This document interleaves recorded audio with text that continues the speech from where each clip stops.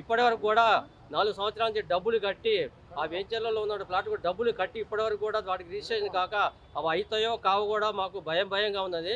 త్వరలో గ్రామ పంచాయతీ లేఅవుట్లో ప్లాట్ల రిజిస్ట్రేషన్ చేయించగలరని చెప్పి మేము ప్రభుత్వాన్ని వేడుకుంటున్నాము. అలాగే నాలాగా ఆగిపోయినటువంటి ఈ కొనుగోలుదారులు అందరూ కలిసి కూడా చాలా వేల మంది సంఖ్యలో ఉన్నారు.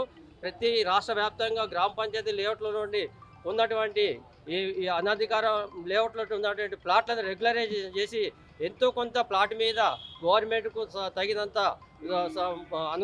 సానుకూలంగా కొంచెం భరించేటటువంటి ఖర్చు కూడా కట్టడానికి కూడా మేము సిద్ధంగా ఉన్నాము. అలాంటి వాటిని వెసులుబాటు చేసి మా యొక్క ప్లాట్లని తిరిగి రిజిస్ట్రేషన్ చేయించవలసిందిగా ఈ ఉన్న ప్రభుత్వాన్ని కోరుతున్నాము. అతి త్వరలో కూడా ఇప్పటివరకే చాలాసార్లు 4 సంవత్సరాల నుంచి ఇబ్బందులు పడుకుంటూ ఆ ప్లాట్లు అమ్ముకోలేక, కొనుక్కోలేక పెళ్ళిళ్ళకు కానీ, వైద్య ఖర్చులకు కానీ, విదేశాల పిల్లల చదువులకు కానీ కనీసం అమ్ముకోలేని పరిస్థితి. రిజిస్ట్రేషన్ కాకుంటే అట్లానే ఆగిపోతుంది. కాబట్టి మా యొక్క విన్నపాన్ని ఈ ప్రభుత్వం దృష్టికి తీసుకెళ్లి అతి త్వరలో గ్రామ పంచాయతీ లేఅవుట్లోని ప్లాట్లను రెగ్యులరైజ్ చేసి రిజిస్ట్రేషన్ చేయవలసిందిగా కోరుతున్నాం ప్రభుత్వాన్ని.